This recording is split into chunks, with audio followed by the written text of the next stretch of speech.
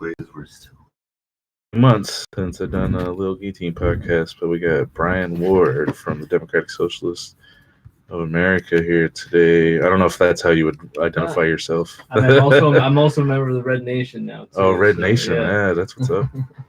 What's is that what is Red Nation? They're an indigenous liberation socialist organization. Okay. Okay. Yeah. Nice. They're probably like 95% native. I'm like one of the few like token white guys. Yeah. Is it like a national organization? Yeah, they're starting to grow a little bit. They're based out in the Southwest, but I built a lot of relationships with them when I was in the ISO, and so a couple of us who were in the ISO now joining up with them. Me and two indigenous comrades from the ISO. So when you went to Standing Rock, right? Yep, went to Standing Rock, right. and gone to their conference a couple of times down in New Mexico. Yeah, and so, It's a lot of. Oops. Yeah, when I was doing research for today, like I read a little bit about what is it? The river, Black River. Sweating or? Yeah, the stuff in British Columbia. No, up north of Wisconsin. Oh, I can't believe I didn't write Bad down. River. Bad River. That's it. Yep. It's the only detail I didn't write down here. But yeah, when I was doing research on the Bad River pipeline, like Line 5. Yeah. Yeah. They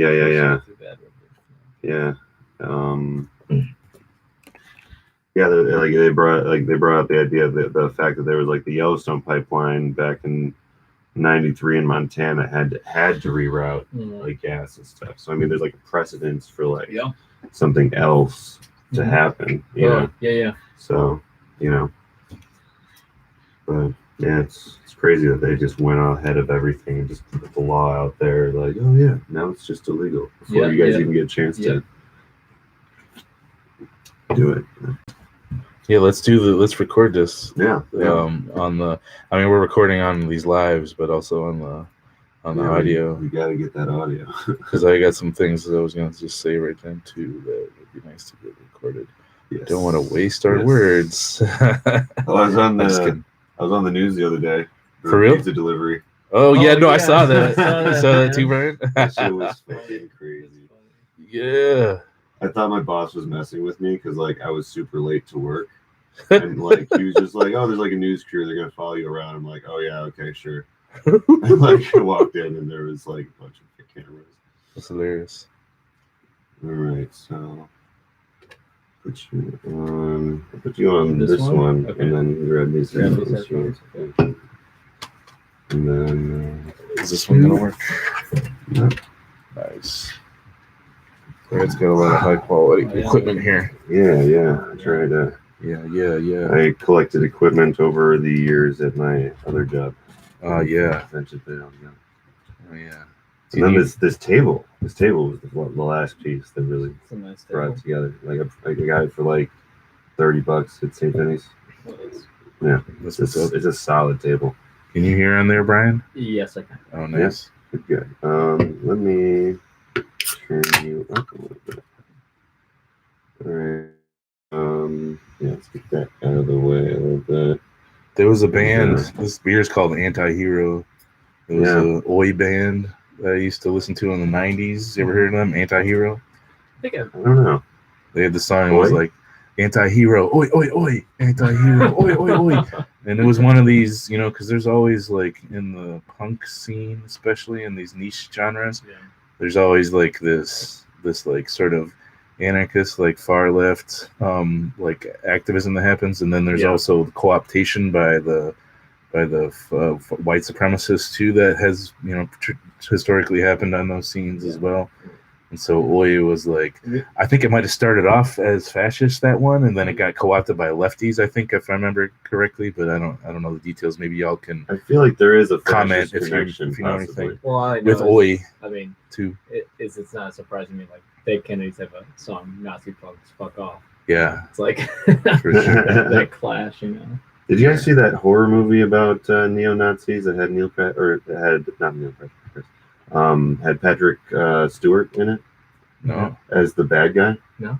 It's really great. There's like these punks. They go and they play at a random like punk fest or punk like place in the middle of nowhere in like the South, and it's like full of these like not neo-Nazi bands and neo-Nazis, and they decide to play Nazi punks fuck off to the crowd, and like then the whole fucking thing starts and it's crazy. That's what's up.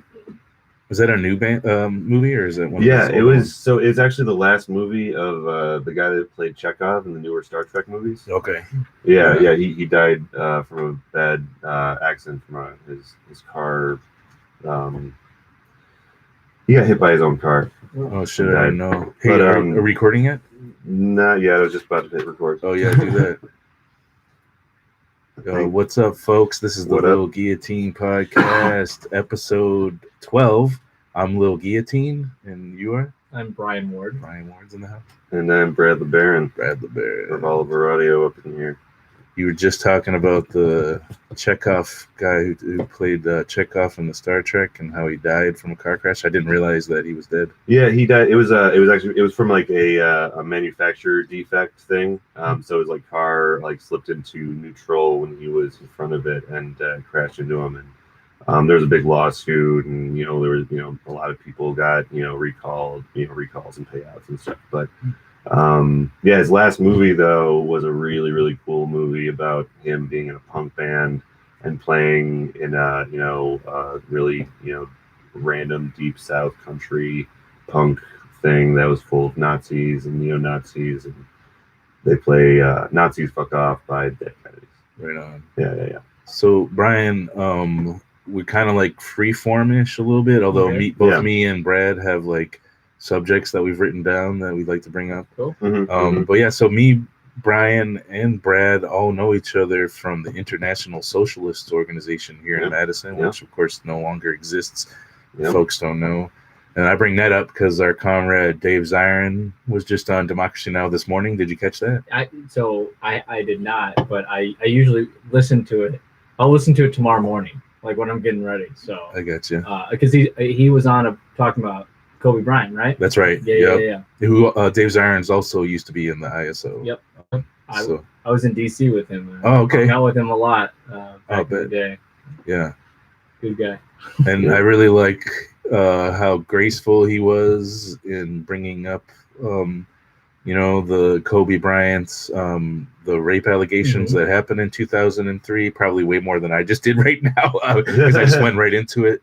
Yeah. But he brings up that it has to be brought up because it was like not just rape allegations, but the survivor ended up like not coming to testify, and then they got the charges dropped, and then there was like a huge. There was a settlement. There was a settlement as well, right? In civil court. And then, just like how in Colorado they had to change their laws based on this case because of sort of how vicious Kobe's lawyers were to the survivor. As far as I don't know the details, but yeah, rip Kobe though. That definitely was a shock that Kobe. That was a huge passed. shock. Yeah, and Totally. it was a real tragedy because obviously dying with his daughter and then some close family friends and their kid. There was more than one kid.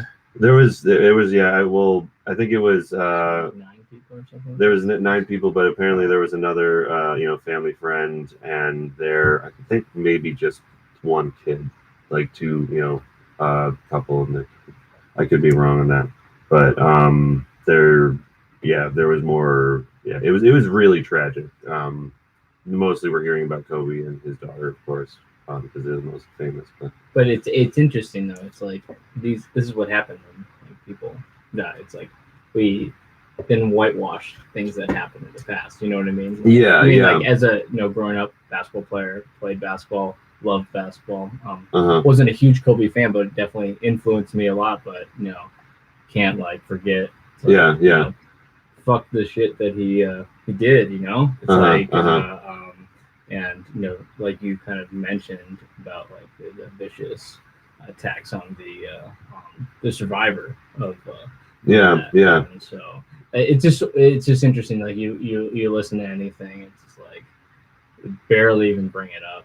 Yeah. Like, Yeah. I heard it from Democracy Now! Today. They were talking about it, and yeah, they started with the listing off who it happened to, all the people involved, and then brought up the rape allegations after that. But it's like it's something between obviously fans and people and family mourning, and reconciling with the truth too at the same time.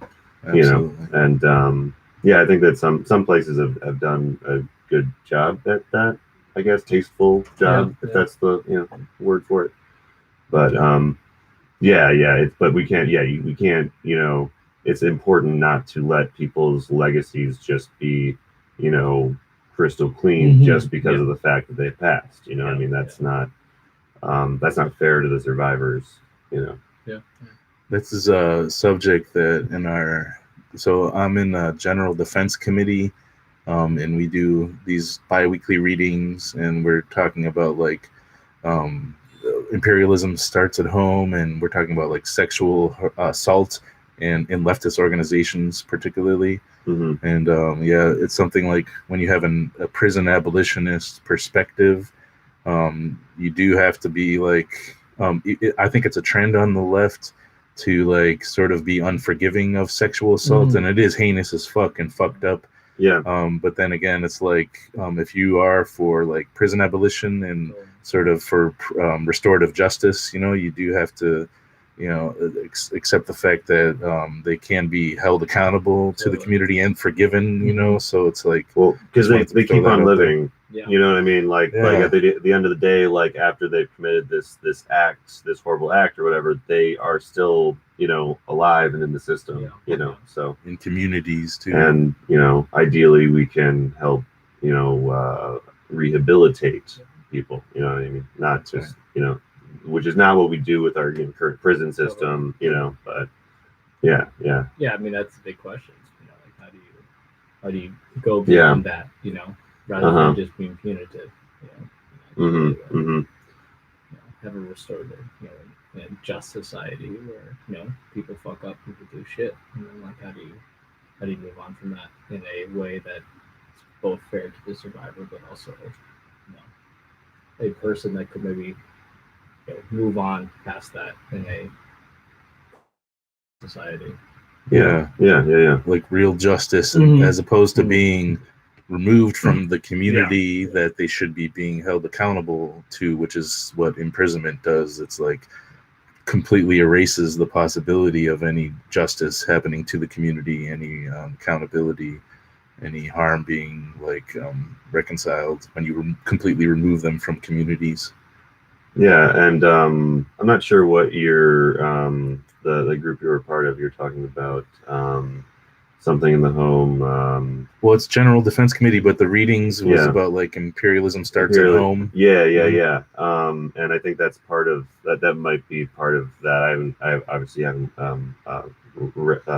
looked into that, but that's like one of those things where like you're just taught that when someone does something bad, they go to this place, and that's the end of the thought process. And that's one of those things that definitely starts in the home. That's something that like you learn from either your parents or your whatever people in authority that you grew up with. No doubt. Yeah. Towards prison abolition. So I'm gonna do some introductions now that it's 5 minutes in. Yeah. Okay, so I'm Lil Guillotine, and I said that already, but I'm in the Industrial Workers of the World. We said this earlier, but it wasn't for the audio recording. So anyways, I'm in Industrial Workers of the World. I'm in Democratic Socialists of America in Madison here, and I'm in the General Defense Committee. I'm in the Free the 350 Bail Fund. And then we have Brian Ward. Do you want me to say it, or do you want to say it? I can say it. Yeah, you say it. Yeah. Sure. I'm Brian Ward, and I'm also a member of Democratic Socialists of America. Also a recent member of the Red Nation, which is a indigenous liberation organization that is revolutionary socialist that is based in the Southwest. And I'm a teacher. Yeah, right. Oh, of course.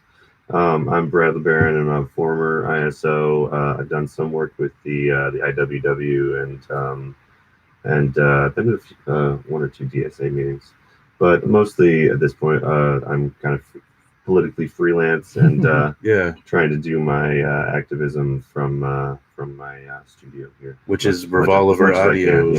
Yeah. Revolver Audio. Yeah. With an O, there's an O in there, extra O. Yeah. Revolution. Very confusing. But we all met though at the. Well, I don't know if you two met at the ISO, but I definitely met you two at the ISO. Yep. So yeah, that's how. I think that. What was it? The first time me and you like started talking, we went out to the bars afterwards and stuff. We got to know each other, and yeah, I learned really quickly that you guys were dope people. So it's great. And of course, the ISO no longer exists. No. So yeah, that was one of my questions. Actually, was about the as we were in the ISO, and then we're both now in the Democrat. Me and Brian are in the Democratic Socialists of America, and then so like. I have this one song. It's called "Democrats Are the Graveyard." And it's like Democrats are the graveyard. They won't save you now. Capitalists not saviors. Don't get a change somehow. And then I just go on and on and on in the whole song and really rip into like electoralism, the electoralism. Then so then I don't know. Do you feel any conflicts internally about like you're very very obviously because when you're in ISO you have a lot of politics that you share pretty similarly. So yeah, do you feel any conflicts with like being in the DSA and like not being that down with Democrats? Would you say you're not down with Democrats? That hasn't really changed. I mean, I will say, I'm more open to Bernie these days, but I'm not. I wouldn't say that I'm a Bernie person. But more open than I probably was. But yeah, I mean. I don't feel super conflict because to me, when one of the reasons why I joined the DSA, and still being a revolutionary, is like it just seems to me like a big tent coalition of socialists, like all stripes. And yeah, there are people in the DSA that are like, we got to just push the Democrats to the left. But then there are people who like are further left than me, or like they're anarchists. I mean, in the DSA, so it's like. Which is a cool development for the United States. It's just like, what is that? What does that look like? I think it depends, the thing is it's so decentralized too, man. It's like depends on where you're at. Like I hear things about what different chapters are doing compared to what's happening here. And it's just like which is like to me like good because it's organic and that's like developing something.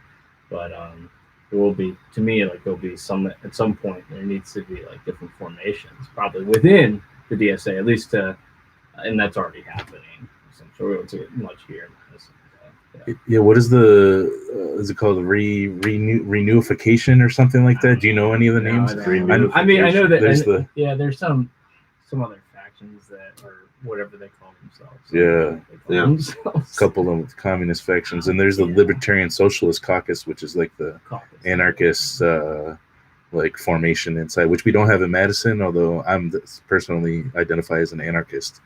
And I'm in the DSA. I mean, it says something like here, like just like our ideas here, we're in the DSA. Yeah, together, and that's cool. Well, yeah, because I think that like anarchists have been allies with different leftist groups in the past. And it's kind of again like the term socialism. It's one of those terms that's kind of been kind of poo-pooed and frowned upon, and like kind of like.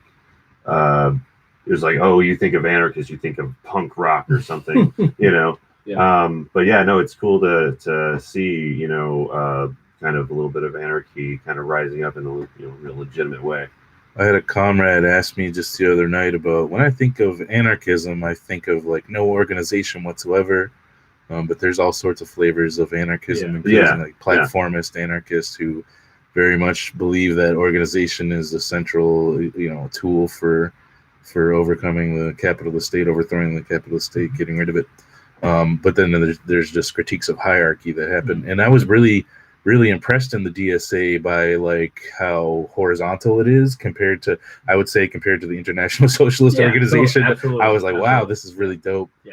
And then also I just wanted to I was also holding off on joining forever because of, you know, its association with electoralism that you see a lot of places. But then I just saw them everywhere in movements in Madison. Like, oh, they're doing no cops in schools. They're doing derail, they're trying to stop the jail. They're like down with this free meal shit, and they're just doing so much shit everywhere where it's like, and like the electoral stuff, at least here in Madison, is a very small smidgen of what goes down in the DSA. Well, yeah, I remember like later in like my ISO like career or whatever, if you want to call it that. I don't know what you call it, but a stat card. I do have the card somewhere. But I remember running into a lot of just DSA folks randomly, just all sorts of shit. Like, you know, right around when Bernie was picking up, you know, that's what I think reinvigorated that, right? Yeah, because it existed before the Bernie, totally. but I mean, DSA has been around for a while, but yeah. Bernie stuff, like, you know, amplified it like crazy. But yeah, I remember I saw some people at like socialism, you know, that were involved with the DSA, and you know, they had great things to say, great discussion to have, you know. So yeah, it's good that it's good that especially that they're around in Madison, because, you know, after the, you know, ISO, like, you know, fell apart for reasons everyone knows. There was, I'm sure, a lot of people that needed something to do. Well, and they were, right? I mean, the DSA is so open. I mean, that's one of the reasons why I joined as well, is because it's just like, it wasn't like, oh, fuck you, so you can't join. They were just like, no, come on. And then part of that was because we built relationships with some of the folks in it, you know, like, oh yeah, we want you to join if you want to join. So cool. yeah. Well, that was one of my like, one of the things that I never really like, I guess I don't know, connected with the ISO was like the perspective on socialist alternative, you know, kind of the unspoken rivalry, it felt like. Yeah. You know, because I was of the mindset like, oh well, I mean, they're like, you know, they're socialists, we're socialists, let's hang out. You know, like I wasn't thinking much into it, but it did seem like there was kind of a, you know, a not wanting to do that, you know what I mean? But yeah, no, like DSA is a very open vibe. Yeah. Just looking at a little doggy in the background. Is that they're sleeping? Yeah. That's Apollo chirping in the background. I see, chasing some rabbits. He wanted to chime in too. He's dreaming of revolution. Yeah, that's what's up. Yeah. So what is this hat? This is the Great Lakes? This is Lake Superior. This is just Lake Superior. Made by, you know, a G-Boy artist up in Duluth. Okay. Yeah. This is wild rice here. Oh yeah. Oh really? Yeah. I go up there a lot too. Okay. Lake Superior's awesome. It's a great place. Nice. So that brings up like the Line 5 stuff then. Line 5, Line 3, and the camp. There's a camp up there still, right, in Duluth area, or so Line 3 is the one that's Line coming 3. from the tar Enbridge, sands. right? All right. Yeah, that's so they're both part of Enbridge. So Okay. Those who don't know, Enbridge is like a large Canadian-based company that, you know, pumps through pipelines. You know, we think just about some selective pipelines in the United States, but it's crisscrossing Canada constantly. Yeah, you know, we talk about friendly neighbors to the north. They're so great. They're doing such great things. Okay, maybe on some things, but you know, they're still pushing through pipelines through indigenous lands. They're implicit. Like the tar sands is in Canada. And so Line 3 is coming down from the tar sands to Superior, Wisconsin, and then Line 5 is the one that then will go from Superior all the way through the UP and down to Detroit. And like the thing is, these are all existing pipelines. They're just redoing them for the tar sands, which are super dirty, and like current pipelines won't be able to hold that type of oil. Yeah, plus the Line 5 has there's like a limited amount of time that pipeline can really be there, because it has a river that is meandering and getting closer and closer to the pipeline every year. Yeah. And like it's only a matter of time before that pipeline is exposed, Mhm. and then it is a hazard to the river right there. Even though it's already a hazard. Well, it's a hazard. Yeah, it's like Yeah. more so. More even more, apparent. yeah. So it's like they didn't renew the lease for good reason, and like that they need to. And you're referring to the Bad River. Yeah, the Bad River. Yeah. Pipe 5. Yeah. But yeah, there's a very very legitimate reason that they're like, no, this is this is a river. This is so important. I used to track like oil spills when I was trying to start a renewable energy company. And it was just like astounding how much it really happens, just doesn't get reported on. Oh my God. Like oil spills, like, multiple times weekly in the thousands of gallons of crude here and there, everywhere. Yeah. It had to stop. Yeah, it's not a matter of if, it's a matter of when. Yeah. Because already.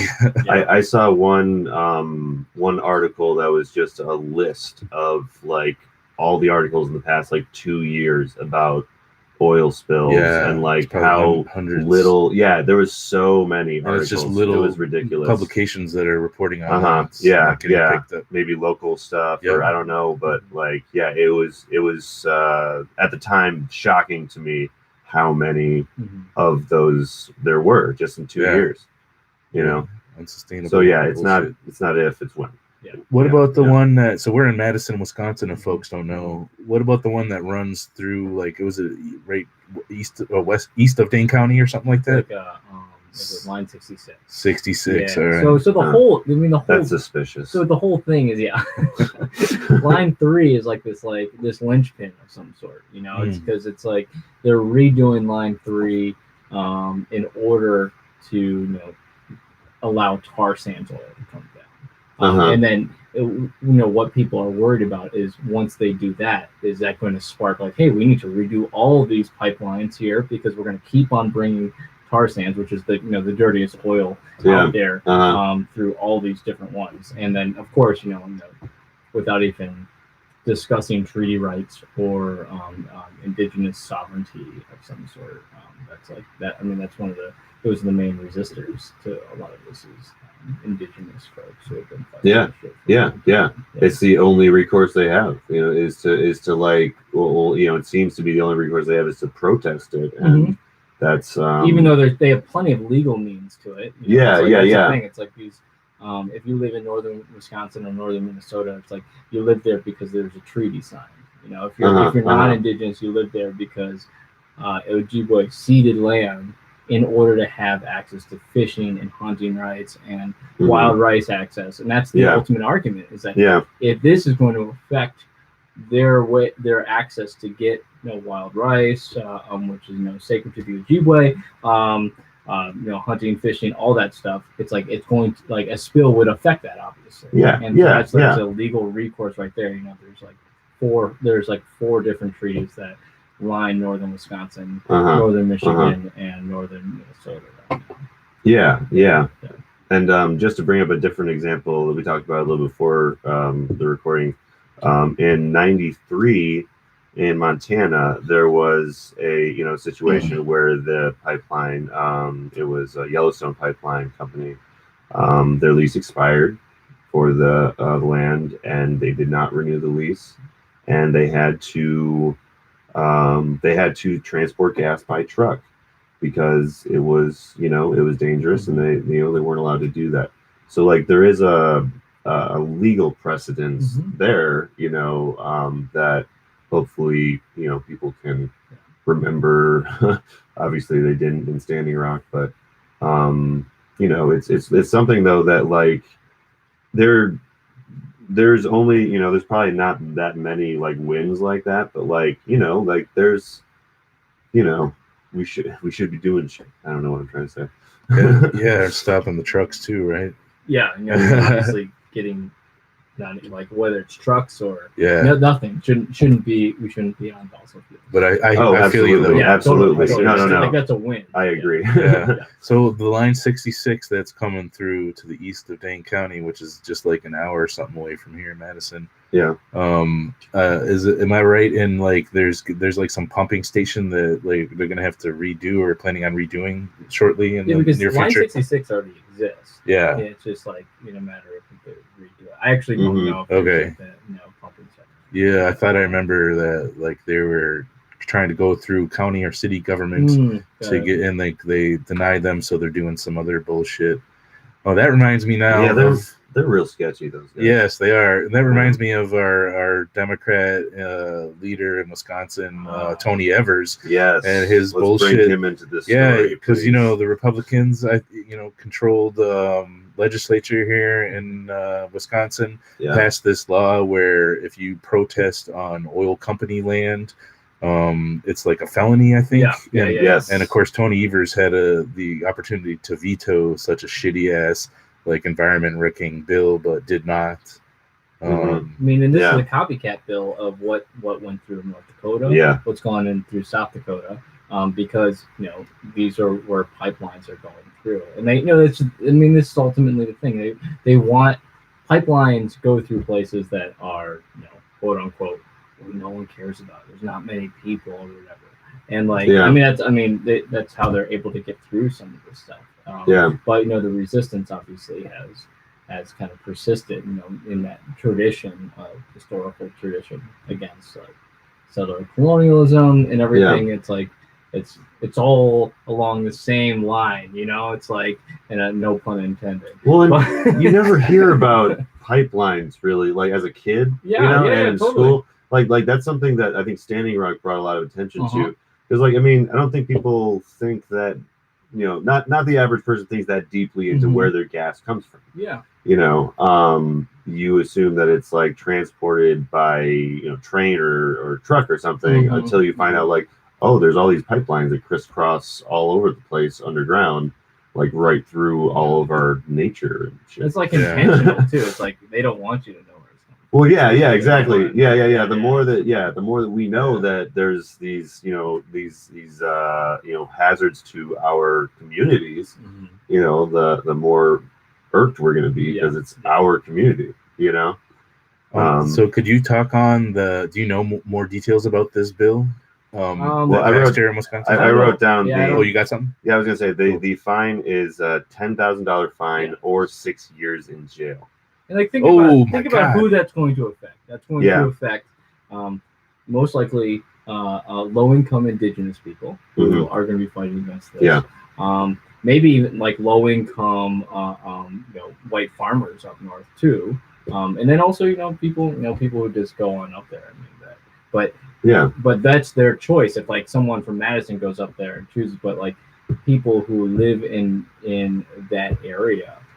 Most of them are not like these high earning people, to be completely honest. Yeah. They have their community has worked because of whatever they've done to make it work, and this is threatening that. Yeah. So do you like on September 20th we had like a climate strike here in Madison, and we went to Madison Gas and Electric, which is a publicly traded, unfortunately, which shouldn't even be a thing with power companies in my opinion, because talk about profit mongering. I know. But so we went there and we protested on their, like some of us were on their property, like standing on their lawn or whatever. I wonder if this bill would like target those folks. Could they have gone to jail for 6 years just for simply standing on the grass of MG&E and saying fuck oil? I think so. That's really fucked up. Yeah, because basically what it did is it made illegal something that was previously not illegal. It made that into a felony, where a state police person could then like that's the fucked up thing is like state police now have the authority to arrest Native people protesting on Native land. Yeah, and this is bringing police into this is like how fucked up it is. Like, so Duluth last year, like I forget the exact number, invested like tens of thousands of dollars. I mean, which is Duluth is not a big town, in riot police in anticipation for the fact that there will be protests, and they're continued because Duluth has been kind of the center they have a large native population in Duluth, and also just the surrounding area. That's where like a lot of the protests go are to Duluth. And Superior, people don't know the geography. Superior is just across the river, right? Which is the endpoint of supposed to be the endpoint of the pipeline. And they're investing in those police and not actually obviously in people. And then two, what pipelines do is like they develop these man camps. So like think about like these, like back in the day, when they built these these trails, like the Oregon Trail, bringing settlers out west, blah blah blah. Everyone's this is the American story. Well, they set up these posts. That like people they'll operate these trading posts. I remember disproportionately Native women face sexual violence, and that's what these man camps are doing for pipelines as well throughout Canada and the U.S., where you transport a bunch of usually white men who are going to work on the pipeline that have no connection to the community, live in the area, and then they interact with the community usually in a violent way, and that's why you see this crisis of missing and murdered Indigenous women and girls, which is a newer movement. It's not a newer issue. It's been an issue since Europeans came to the Americas, but it's been getting more coverage. There was a study in Canada, which is a totally different story that we could go do a whole hour on that. And I remember hearing a big story about that. The large amount of Indigenous women that are kidnapped and put into the sex trade, and then also are just like they say missing and murdered because it's like there's so many Indigenous people women are missing that they're not, the cases aren't closed. It's just they don't know what the fuck happened, and it's because this country doesn't give a shit. That's what there's a really good movie that it has some problematic things, but a movie called Wind River that I think it's on Netflix, but it's it kind of talks a little bit about, it has a side story all about about this kind of these type of man camps, which happen in these types of resource extraction. And that's like that's what, like you were saying, like you bring these people from outside of the community and that don't care about the community, don't have any vested interest in its like. It might have a lot of racist ideas coming into that community.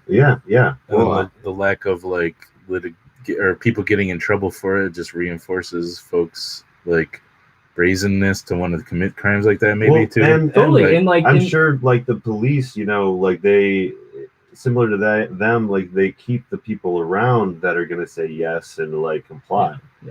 So like it's probably the most angry, heinous like people that they have doing it, because they're the ones that are going to believe in it the strongest. And then you have like the whole like jurisdiction nightmare if like something like that is close by to an actual Indigenous reservation, which like there is limited authority that the tribal government would be able to prosecute a non-native man. It doesn't. It got a little more teeth in it in the last Violence Against Women Act, which was passed in Congress.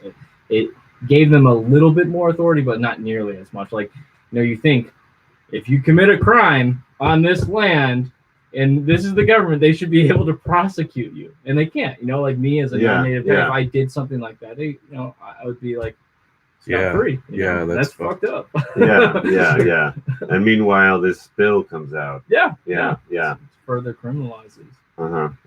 Making a potentially difficult situation worse. It's jacked up. It's very, very jacked up. Have you heard about I guess it's changing the subject a little bit, but the Mountain Valley pipeline resistance that's happening in West Virginia? Some cool shit happening there. There's like they call it I just saw the yellowfinch tree sit. So what is it? It's been for 5 months, and that was March 4th, 2019, and it's still going on. So it's like over a year and a half or something. I heard about it on that Channel Zero Anarchist Podcast Network. It's something about heroes. The name of the podcast is, but yeah, they're sitting up there on like a 6x6 piece of plywood up in a tree right in the middle of where like the Mountain Valley Pipeline was supposed to be built, and they've caused them like millions, if like not hundreds of millions of dollars of like from just delaying it, and they had to move the operation to the other side, and they're getting a lot of legal support, and sort of the oil or the company that's making the pipeline has sort of not been doing that great at and it's on a private property, and the person is not like a resistor who owns the property, but he's also like not helping the pipeline either. And so this one person, and I shouldn't say it's just this one person in a tree sit, because there's a camp too, and there's dozens of people doing support and showing up for protests all the time, and they had to they were beaten up by the cops a number of times. But that's some inspiring story that I think folks haven't heard about a lot. The Yellowfinch tree sit. Yeah. And is that a place where they have a similar bill, or? I don't. Do you not know? I don't think so, or I don't know. Okay. Yeah, I don't know. Okay. Yeah. I think a lot of those bills have been excluded to like the West. And Wisconsin now. Right. It'll be really, I mean, interesting in a bad way, I guess, to see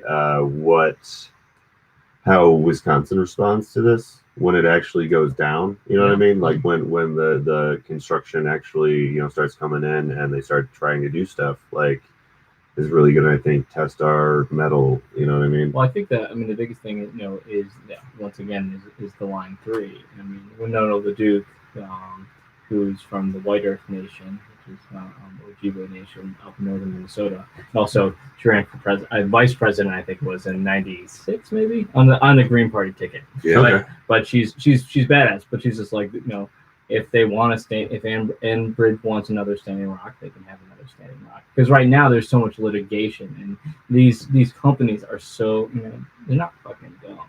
You know what I mean? No. Like they have the money. You see, and like they distinctly decided to reroute the pipeline not through Leech Lake reservation, which is another Ojibwe reservation up there. They went around it because they're like, okay, that's one less jurisdiction. Oh yeah. They only go technically for Line 3 through one reservation, which is the Fond du Lac reservation right outside Duluth, and who originally were for it, but now are against it, are litigating against Enbridge. But they're smart because they don't. That's one less step they have to go through.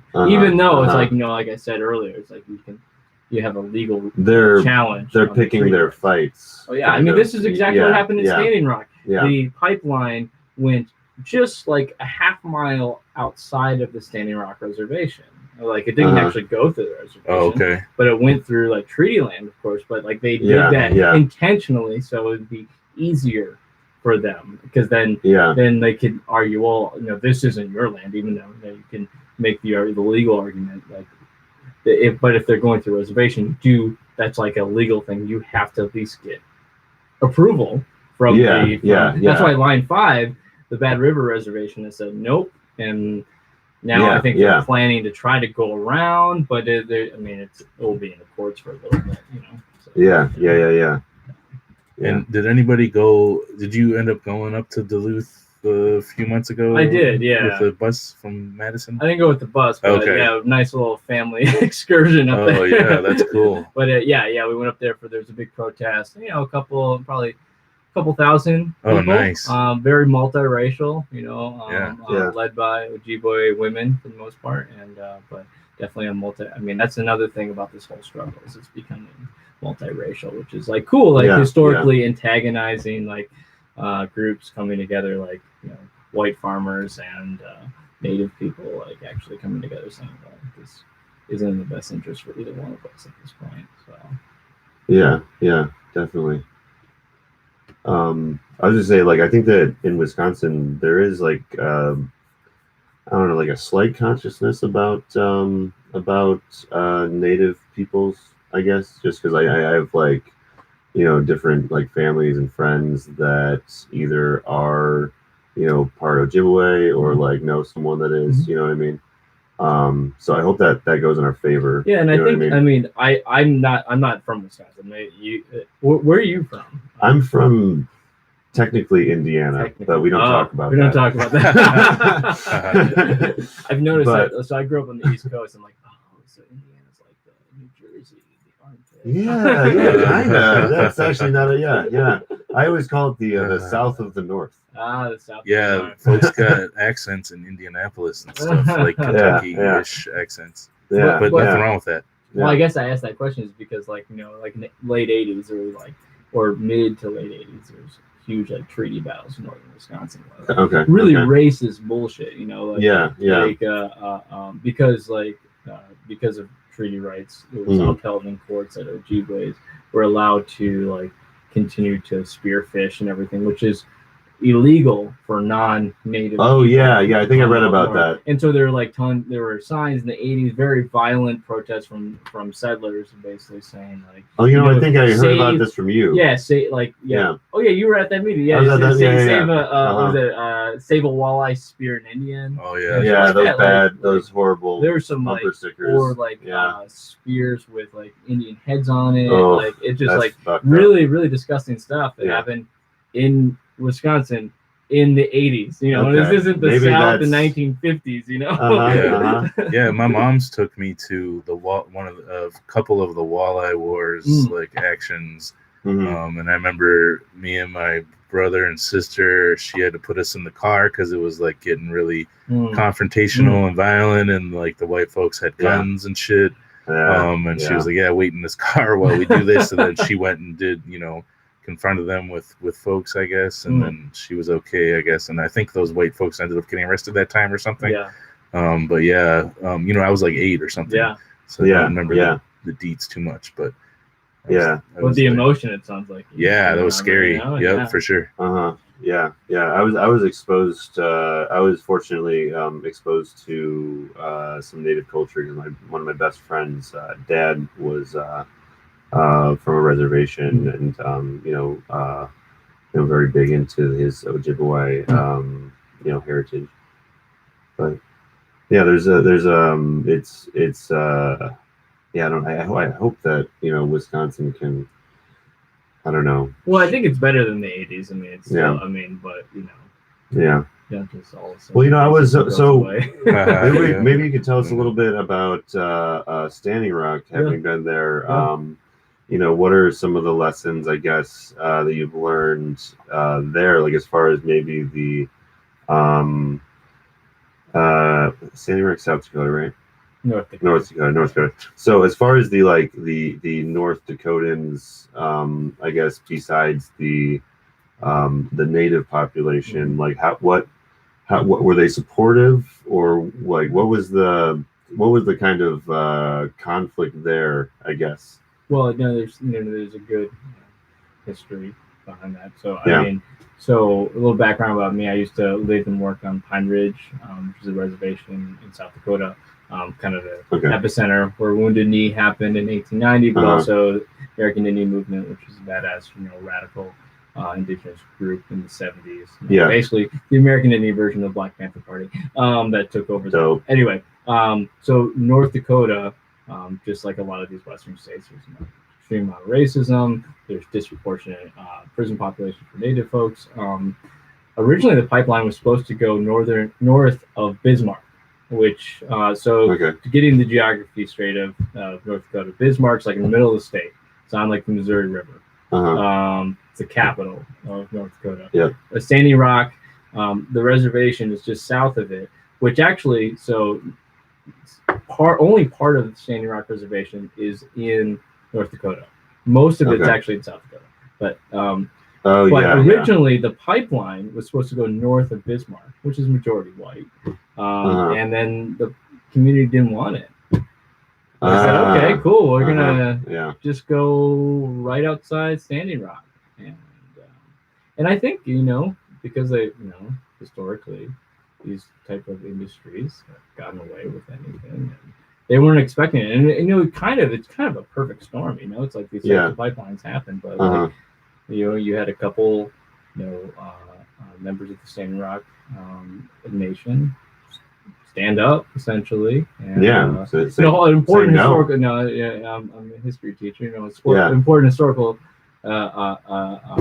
thought is that Sitting Bull, one of the most famous indigenous resistors, Song Papa, is actually Standing Rock was like where his people went, and like they actually were forced on reservation. But wow. so it's even symbolically there's a tradition of resistance of some sort. But I feel like most people though, when I was at Standing Rock, most non-native people were not from North Dakota. Okay. Most people were from elsewhere. I mean, you had a lot of native people from all over the country. Definitely. You obviously had people from Black Lives Matter come on out. You had obviously tons of non-native folks, white folks. There was that powerful moment where I think people who used to be in the military came on out and actually apologized. Yeah, I remember that. Which was very powerful. Apologize for the actions of the U.S. military. But yeah, I don't know. To be completely honest, it like the Dakotas, they're like the fucking Mississippi of the North, man. Like, a lot of racism, man. I'm not like, I know when I started, when I lived in South Dakota, I grew up on the East, understanding, black-white relations, that was it was like all Southern, it was like native white, and it's just like, just as someone who lived on the reservation and want to like go off the reservation, like, I was called like an Indian mother sometimes for people. Oh wow! Shit, man. Wow. Like, I remember getting in a bar fight with a white dude. It's just like, wow. Just had to, just over some bullshit, probably. Yeah, right? I mean, luckily, my native friends actually like calmed me down because I'm like, dude, and they're like, well, we have to deal with this shit all the time. So it's like, don't get on your high horse, Brian. yeah. They're like, you're hearing it now. You're gonna hear it again. Yeah. But yeah, I mean, in North Dakota, also understanding that the Dakota Access Pipeline was actually coming from North Dakota.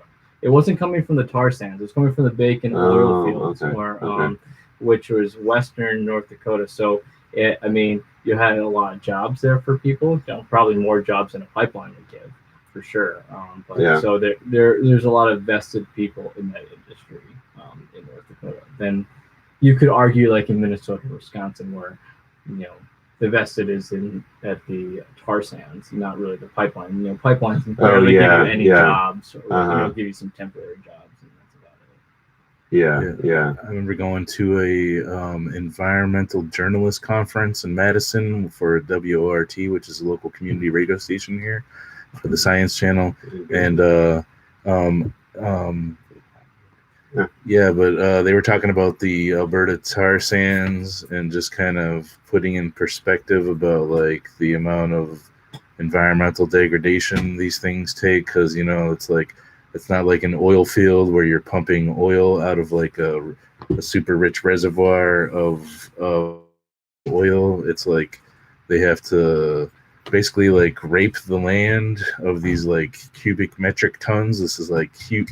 They scrape the land for like freaking like 20 feet down, and they like, and it's like very low percentage of it actually gets turned into oil, but they have to, so it takes so much energy because they have to scrape up all this land in order to get just a tiny bit of oil, to the point where like the efficacy of it, even for profit is like barely there or whatever. And of course, like the environmental degradation that it causes is like really disgusting. They were talking about like just like satellite pictures of just miles and miles of dead birds who like, they would usually go there to, I don't know what you call it, roost or chill or whatever. But then there's all this nasty destroyed land with like, and they just die by the millions. It's hard to grasp how fucking environmentally destructive that the Alberta tar sands oil is when compared to other sources of oil for common folks.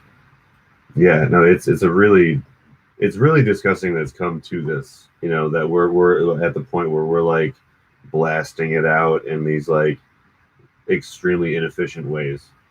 You know what I mean? Like, we should have like been like planning something else for a long time before all this. You know what I mean? Because it's just it's unsustainable. But that's you know not what I mean? profitable. I know. Yeah. I'm talking. I know. I'm talking logic or whatever. But yeah, they had predictions of like peak oil have been around for many dozens of years. Yeah, right. And so folks knew about this, planners knew about this, but the capitalist economy is so short-sighted when it comes to profit that it just doesn't give a shit. And they're gonna keep on trying to find shit. Like now, like the big thing when I was in high school, so I'm like 33. Like when I was in high school, it's like, oh, it's a foreign oil. We're so reliant on foreign oil. The U.S. is a net exporter of I do remember that now, and so is Canada. Like Canada and the U.S. are just like trying to pump out as much oil as possible, and a lot of this stuff is coming from indigenous land too, and like who's getting fucked by that? Indigenous people, and obviously everyone else that has to like live in this fucking society that are breathing this air. yeah. And the Great Lakes, get back to the Great Lakes, like they're like the biggest freshwater source on the planet. Yeah. And that's like the next big like battle, I guess, totally. like with like climate change being ramping up more and more and more. Those Great Lakes are important. Totally. They're especially Lake Superior, which is one of the like of the all the Great Lakes, like one of the is the cleanest one. Is like and here you have Line 3 coming to Superior. Yeah, because doesn't it also trickle down to the other ones as far as the system goes? Totally. They're all connected. Yeah. But like Lake Superior is like the cleanest one. And the Ojibwe call them Gitchigami, and like that's been the big thing is like protect Gitchigami. And, because these pipelines are going right there, and I have an aunt that lives in the UP, and like that Line 5 would go right near them. And they live right on Superior. Yeah, and like as someone that used to go to Lake Michigan all the time as a kid, every summer me and my family go to Lake Michigan. Well, this was actually I have a lot of Illinois friends or Illinois family too. We're all around Michigan, but we used to go to Lake Michigan every summer, and like there got to be a point where I don't know what pollution it was, but at some point it just got to be just so gross at Lake Michigan you didn't really want to go there much anymore. Like Chicago and Milwaukee, it's like the industry there. And it's like it smells, and like there's weird color to it, and like blah blah blah, and like it's not the same lake that I grew up with. And it would be a real shame if that happened to all the Great Lakes. Yeah, that's jacked up. Yeah. What about Wet'suwet'en resistance? Oh, yeah. You know about that? Does that have anything to do with Great Lakes, or is that sort of not?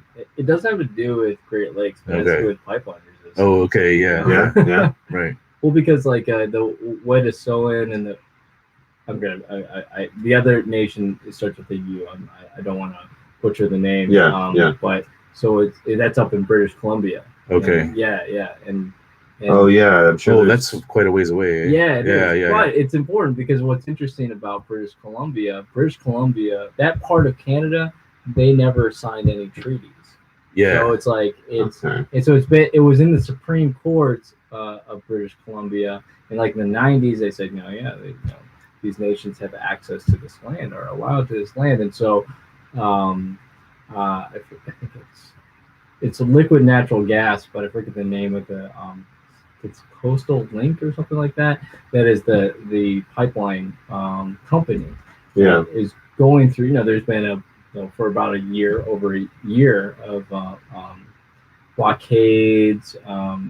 Like sometimes there's like actual physical barriers because this is in the middle of nowhere, like northern British Columbia. Oh, okay. And the RCMP, the Royal Canadian Mounted Police, like they came out in the Guardian that like they talked about possibly shooting some of these resistors, like really fucked up shit, like because they did remove some, but it's it's still in the courts as well as actually confrontational battles and everything.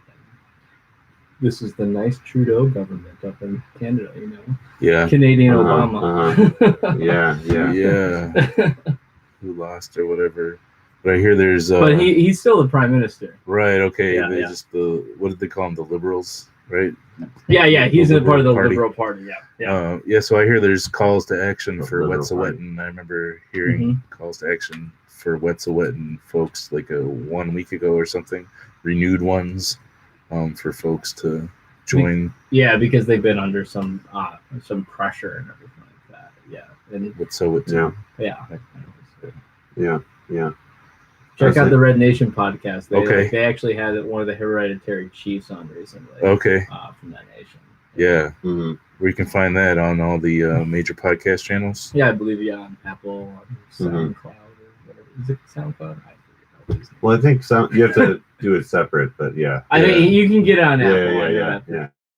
You can post it on SoundCloud, then it'll go to Apple too. But You can do that? anyways, yeah. If you have like the premium account. Oh. But it's called the Red Nation podcast. Yeah, the Red Nation podcast. All right, cool. Yep. They also had like a solidarity statement for them on their website. Okay, bet. Yeah. I would say I never even thought about like the Canada side protesting. Oh yeah, man. Yeah, They're the ones they were doing it before. Like we got like Keystone XL, Dakota Access Pipeline. Like they the indigenous resistance. They had this whole movement in like this was around 2012ish. Like it's called Idle No More, and like kind of all this stuff that's happening on this side of the border kind of stems a little bit from that. It was like this renewed movement in Canada, Canadian First Nations that were fighting because there was this bill that before Trudeau came,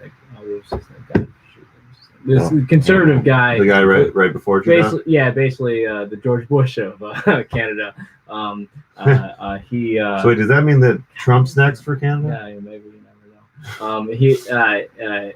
He passed a bill trying to deregulate a lot of waterways and make it changes to the Indian Act up there, which regulates the relationship between First Nations. And I use Indian because that's what it's called, Indian Act, between First Nations and the Canadian government. They've been. I mean, they're also much bigger.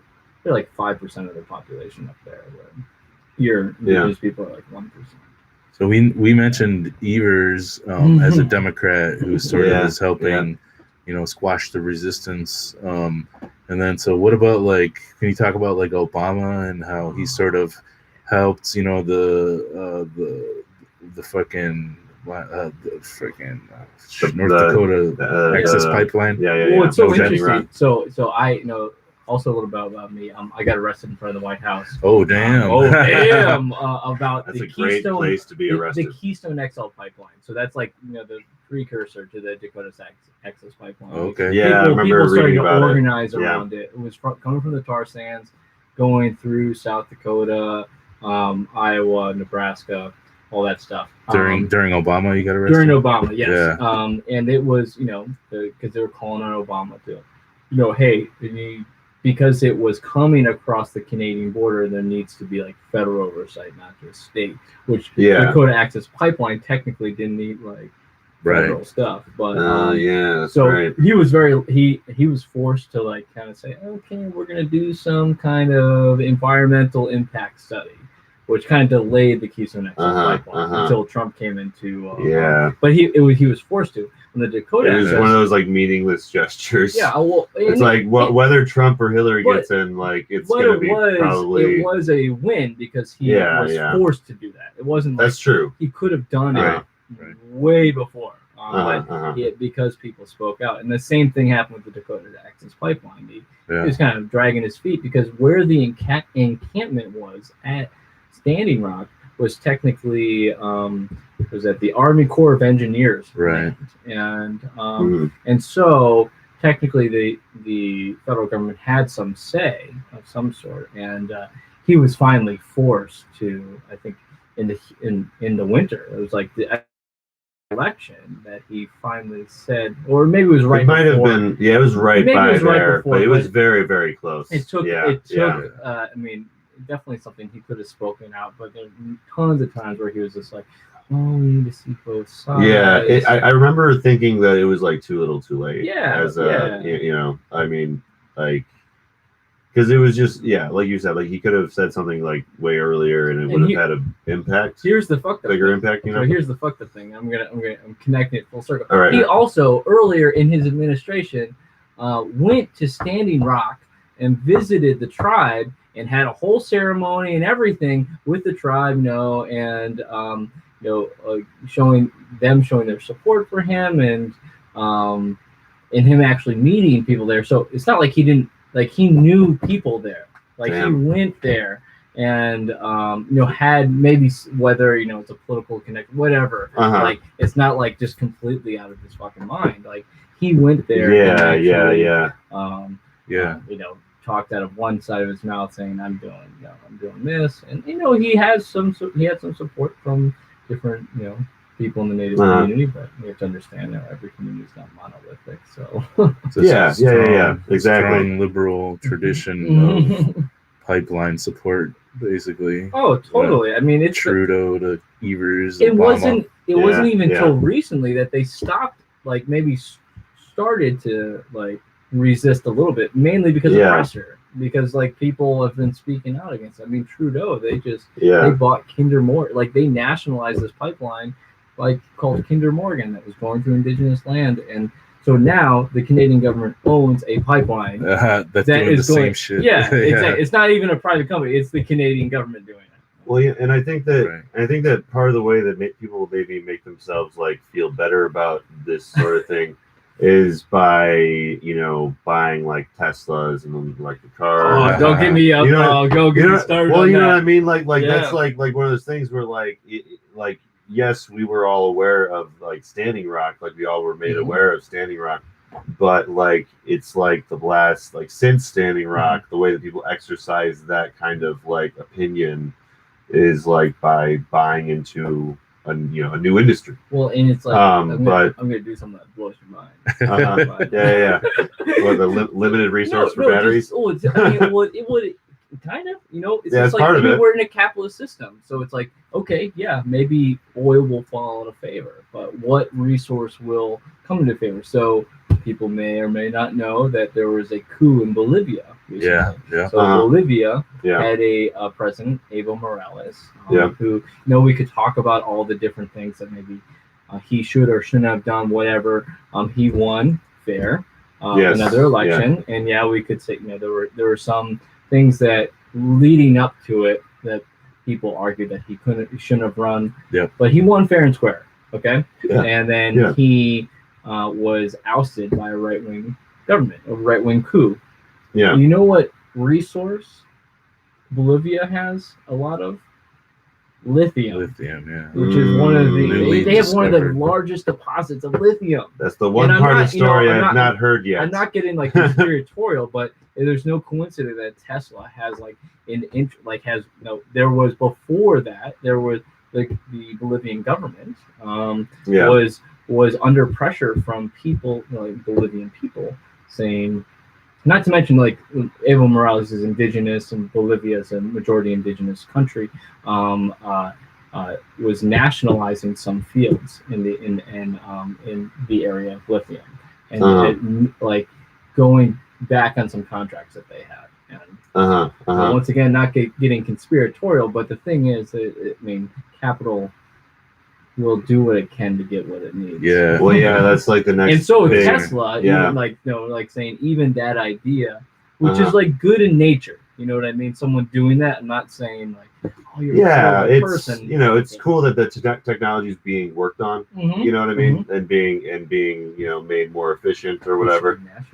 That was a newly discovered resource too, relatively in Bolivia. So it's like, didn't these things happen before? But were you aware that like electric vehicles have a larger carbon footprint on the environment than hybrid vehicles do because of the fact that our power grid is so reliant on fossil fuels? Yeah, so I know. Comes full circle again. So these things are. We have to like that's the thing. That's the thing about like green change into you need to work on all of the renewable energies at the same time. Right. It's like you can't just pick one. It's such a systematic issue. Liam just said, like this whole idea that our grid is not even remotely renewable Mhm. whatsoever. It's like you plug, Yeah, I plug in yeah. my cell phone.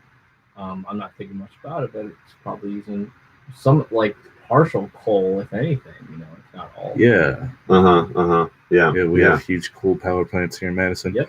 And then that reminds me of like the Green New Deal. Want to bring up that about like because I know DSA might support one. I'm not sure if they do or not. Well, that's definitely like the hot like topic. Oh, yeah. Well, that was a for group while too, now. right? Yeah. Like a Green New Deal group that you were So, helping run in town. Yeah, so there's this group here in Madison, but parts of things bigger called People's Green New Deal. Yeah. And so the Red Nation. So I'm gonna put two things out there: there's the People's Green New Deal, and the Red Nation also has a thing called the Red Deal. Okay. Which like both kind of go on trying to push the Green New Deal further to the left.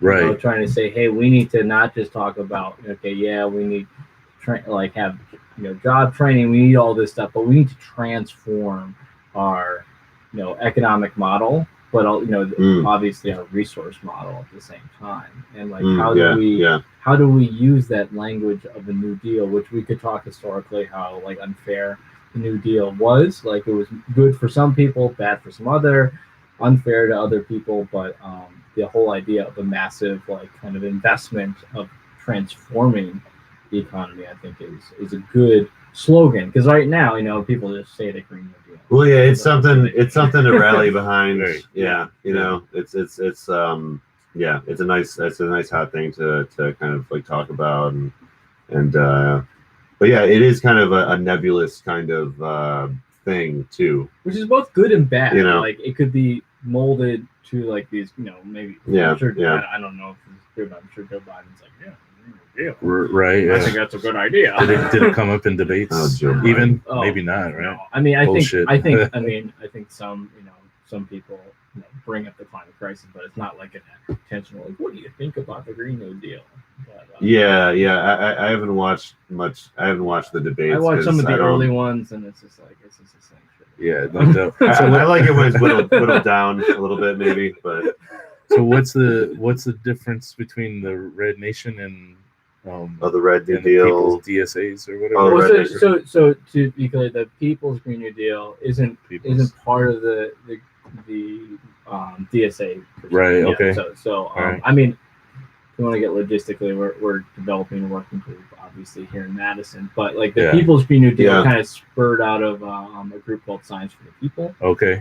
Which was a group of radical like scientists back in the day in the 70s, and now it's kind of been revamped and it's a magazine as well. I'm writing for the next article. Nice. Next issue about like indigenous knowledge, Western science, and like how they're conflict. Anyway, that's cool. Yeah. But so that like whole it kind of is a little bit more encompassing, like in the sense of like saying trying to bring in all the people to the table, where the Red Deal is and they'll openly see the Red Nation will openly say this.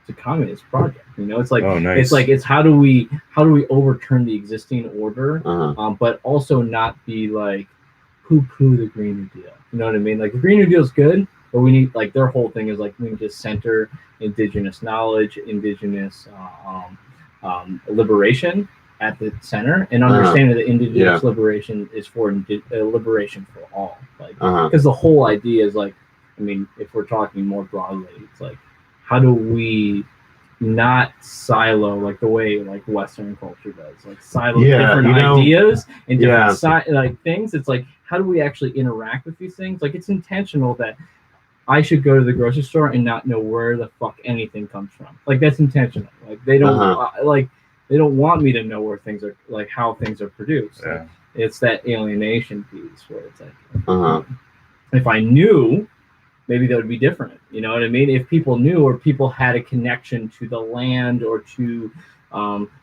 just anything that is remotely around them, they would maybe different. You have a different investment of some sort. Buy local. Shop local, guys. Support local At everything. least know where the fuck things go. Yeah. But yeah, know your local shit. You know what I mean? Like, just know local. Buy some Zapatista coffee and shit. Yeah, Because there we you don't go. grow coffee here. Yeah, exactly, man. But Coffee. Oh, yeah. But yeah, I'm not sure if that really answers. They're both like just radical programs that are kind of radical critiques of the Green New Deal. I got you. Yeah, and like I like what you said about like not just like poo-pooing on the Green New Deal, but actually like trying to create some kind of like dialogue or criticism of it. Well, because it's important. Like AOC, Alexandria Ocasio-Cortez. She introduced the Green New Deal. She went to Standing Rock. Like that. That informed some of her thinking around this. It needs to go further, but it's important to understand some of the origins around that. Yeah, well, one thing that I've learned about through shit posting on the internet is that if you really do want to have like a constructive like conversation with like someone about like any of these topics, you have to put aside your anger or whatever and be like, just give them information. You know what I mean? Just be the art of politics. Patient and give them information and not like feed into like the troll stuff or whatever.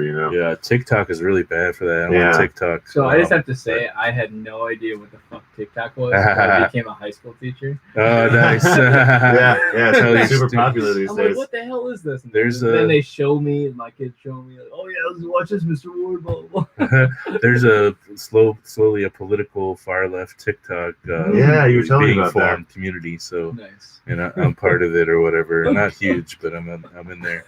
Yeah, it's cool that's a thing. Like just these 1 minute videos are like there's political discussion happening. That, and you get lots of trolls. And it's funny because when I was talking about critiquing Obama, that's like a common like far right trope is what about Obama, blah blah blah, Obama, blah blah blah, this because you're like like as if my analysis stops at Trump. No, I have a critique of the whole entire system, and so not to be confused. They just assume just because you're on the left, you're like an Obama show. Well, that's like right. I used to have those conversations with my dad, who's conservative. He's kind of like eased up these days, but like he would say, I'm like, Dad, I don't give a shit about Obama. Yeah, right. It's like Obama. It's like when someone brings up like Hillary to like discredit like the left or something. It's like, what are you talking about? My favorite thing back in the day when they would call, they would say, "Oh, Obama's a socialist." I said, "Dude, if Obama was a socialist, I'd probably be happier." I was about to say, like, I wish he was extreme as you guys were saying he is. Yeah, exactly. Yeah. And then just how that sort of rhetoric has become, more incorporated into the far right is huger now too. Yeah, it's larger nowadays. Yep. And so this anti-Obama rhetoric is like really, especially when talking about immigration stuff, like my song "Fuck ICE" and things like that. Yeah. But okay, here's one more. ICE. Yeah, for real. fuck ICE for sure. Here's one more subject I wanted to get to, which is because we were talking about like working groups for the DSA, and like I'm in Madison Tenant Power, which is cool. It's like a tenant union that's like a working group of the DSA, which is really rad. We're having some trouble getting off the ground, but we've got a lot of good ideas, and a lot of folks keep coming around. It's growing. We're meeting consistently. We just had like a Know Your Rights workshop. Not many like tenants came to it, but we turned it into like a how do you build a tenant union kind of workshop. I would say like that's something like my brother could have used like a couple of years ago when he was trying to like figure out the apartment stuff. He was trying to do tenant organizing. Well, no. Well, was that anything to do with housing or anything? Yeah. Like he was against landlords. I was gonna say he was having trouble because he had like a partial eviction that was following him around, even though he like didn't actually get evicted. He had a partial eviction thing that was following him around and making it so he couldn't get an apartment anywhere. So he ended up having to go with the people that initially did this to him. But that's something that like my brother could have totally used at that moment, like just some advice, Yeah.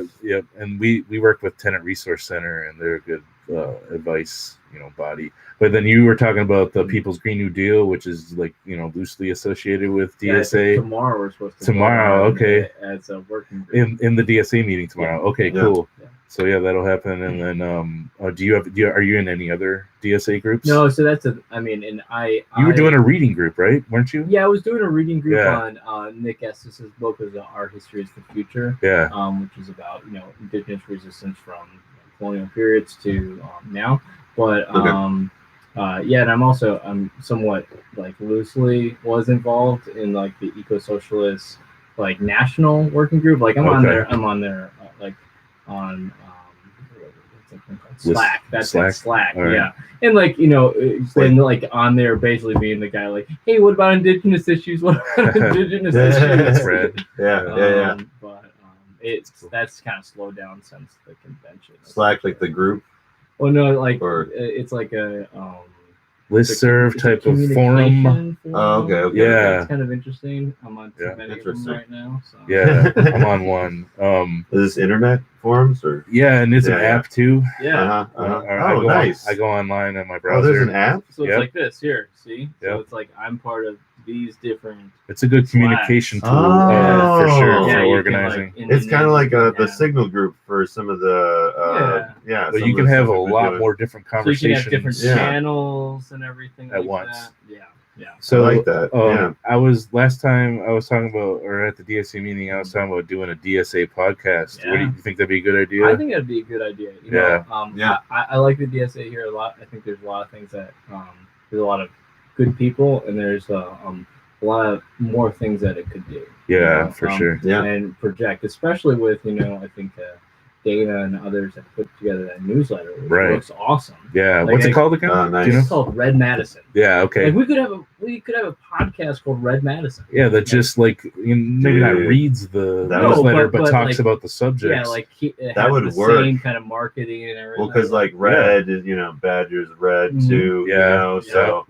Yeah, and then that could be like the notes on what to discuss in the podcast that month or whatever it is. Yeah. That'd be cool. So maybe I'll bring that up again. See, the only thing is I don't know that I have capacity to centralize that. Yeah, that's the thing like with DSA too. Like there are all sorts of things I think we should do. I'm like, I don't have the time.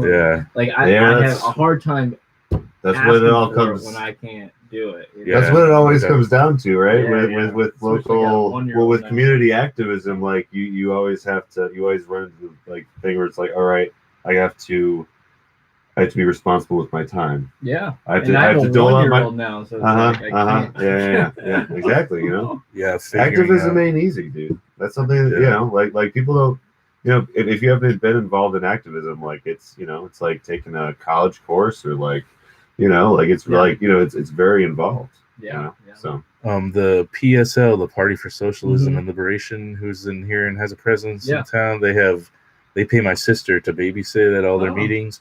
And awesome. I know I wasn't exactly cool with anybody watching my kid when they were one either, so I understand if that's the case, but I think that would be cool. That's understandable. And for the DSA to do as well, just have childcare, not like an ISO where it was like, oh, pass a hat because I had to pay for childcare. Like have childcare there every time. Yeah, that makes a big difference. So they pay my sister even when there's no kids just to come. It's like $20 an hour or whatever, but.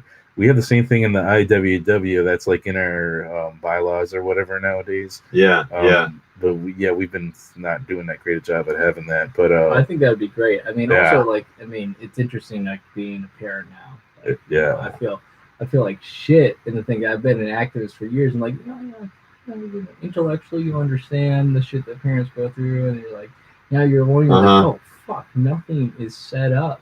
Parents, I mean? Like to make it easy, whether it's like childcare or whether that there are meetings at like 7:30 when little ones go to bed. It's different when they're a little bit older. But I know like tomorrow we're gonna bring Leonard to the meeting.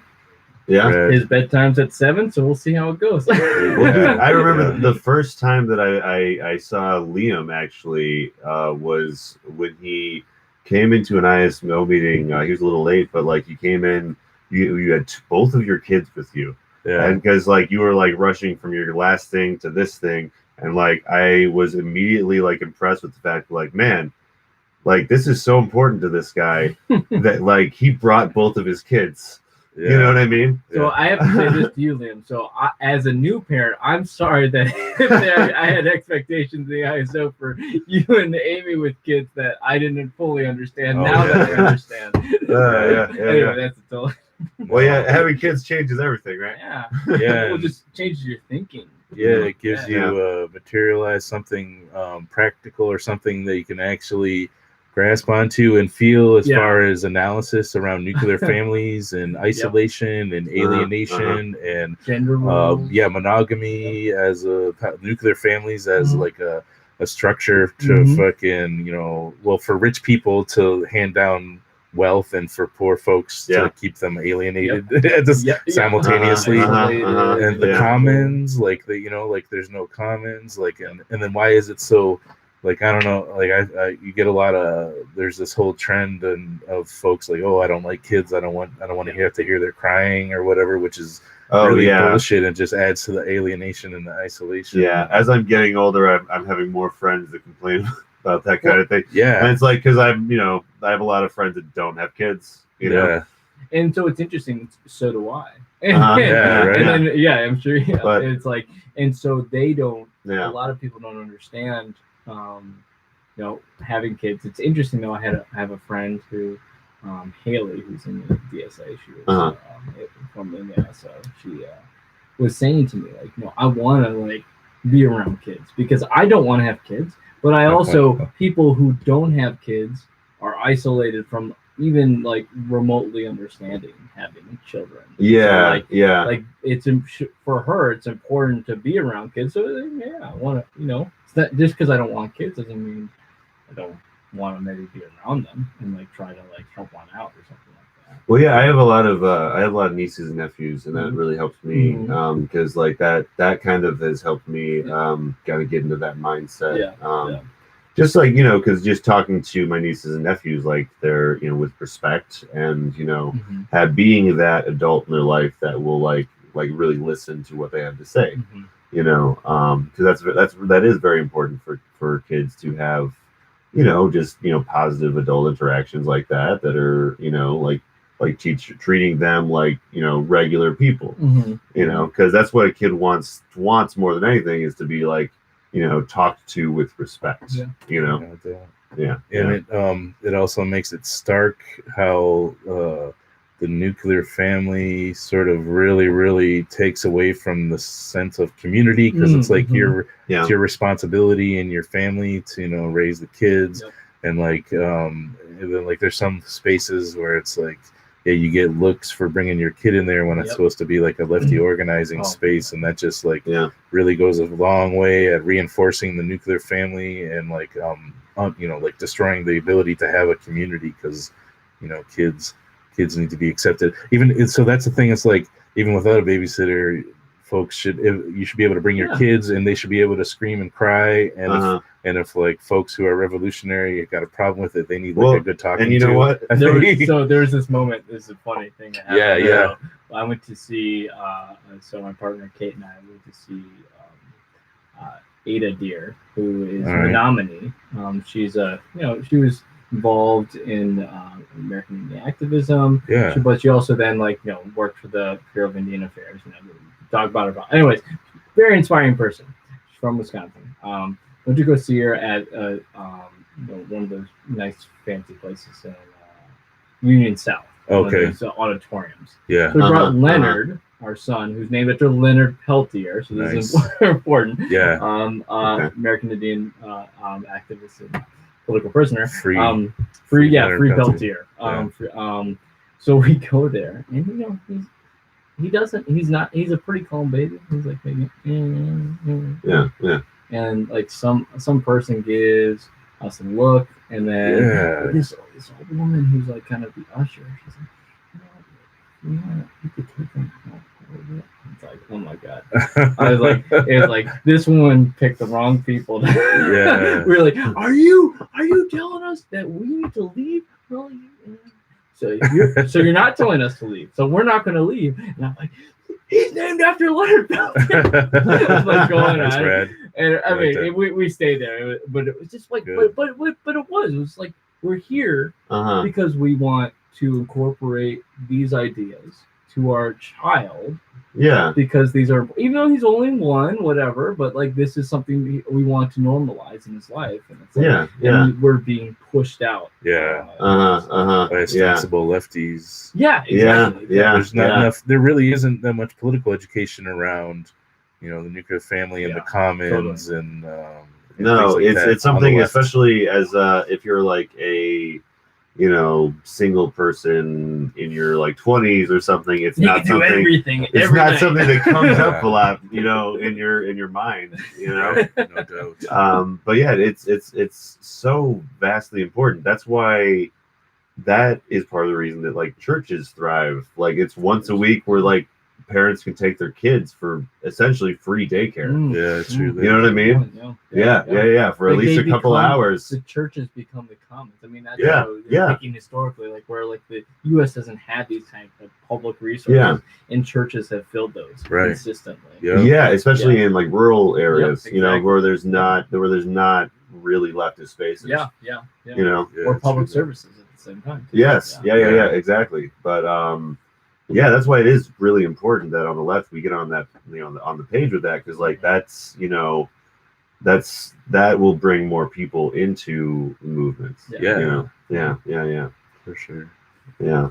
Okay, well, unfortunately, I want to go try to catch the gym before. Right. I definitely could probably talk for a lot longer, but we got like an hour and a half of material. Hell yeah! But yeah, that was not the smoothest exit or whatever. But yeah, do you? So let's do plugs. Should we do plugs? Plugs. That's not bad. Do you got any plugs, like things that folks should come to or look into? Like, well, I mentioned the Red Nation podcast. People should do that. People should listen to that. Other things, if they're looking to understand Canadian politics on the from an Indigenous perspective, another podcast called Media Indigena. Okay, that's a pretty good Media one. Nice. Yeah. But I think maybe there's my only plugs. I feel weird. I usually have no plugs. That's all right. I don't think I'll get this out in time for the DSA meeting tomorrow, unfortunately. But one in Madison. Okay. People would be like, "Oh, what's coming up?" 2 hours. Yeah, right. But I can think of Madison Tenant Power if folks are interested in doing tenant organizing in town. December 5th, 7 p.m. at the Central Library. And then February 8th, we're having the bail fund, the free 350 bail fund. We're having a concert fundraiser with hip hop. February 8th starts at 8 p.m. at Art Inn in Madison on East Washington. Come check that out. I'll do one more plug. Yeah, for sure. That I have. So People's Green New Deal Madison, which is a group that I helped start, that is also hopefully going to be a working group of the DSA as well. Meets every other week. So the next meeting will be February 6th at 7 p.m. at Barriques on Atwood, so on the east side of Madison. We just kind of small group trying to be a radical eco-socialist pole to the Madison environmental movement. Nice. And I, as usual, got my Rolling Stone podcast, my improv comedy stuff. Season 2 is out now. And I have the album Concept Hour. If you haven't checked that out yet, check that out. We're just talking about music and concept albums and having a lot of fun doing it. So those are my plugs. Right on. Do those come out at a certain time of the week? The album Concept Hour comes out every other Monday. Got you. That's good to have a schedule. Yep. Yeah. We got some backed up episodes, and I think the next one coming out for after this is released will be Iron Maiden's Seventh Son of the Seventh Son. Nice. And the album before that was My Chemical Romance, The Black Parade. So those are the two most recent episodes. Guilty pleasures. I got another guest lined up for a Lil Guillotine podcast that should be dope. So you'll start pumping these out again. Something that's fun. Yeah. I'm down. So thanks for joining us, y'all. Peace out to is it Twitter? Yeah, y'all are Twitter, and this is Facebook over here. Yeah. Or no, it's Facebook and it's YouTube. Yep, excuse me. YouTube, yeah, Facebook. Peace out, YouTube and Facebook. Thanks for watching, y'all. Yeah. Yeah, thanks. Thanks. Yeah. Insulting my Facebook viewers. We're not Twitter. Twitters. Tweet. We're completely different.